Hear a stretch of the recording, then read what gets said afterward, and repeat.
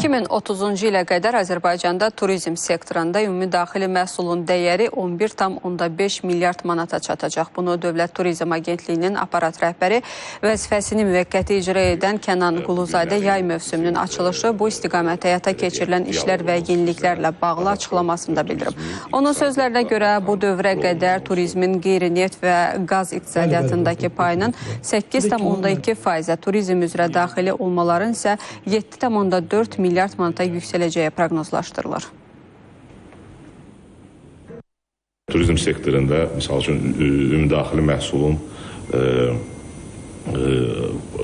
turizmin payı hardasa 11,5 milyard manata çatacaq. Turizmin qeyri-neft və qaz iqtisadiyyatındakı payı 8,2%-ə qalxacaq.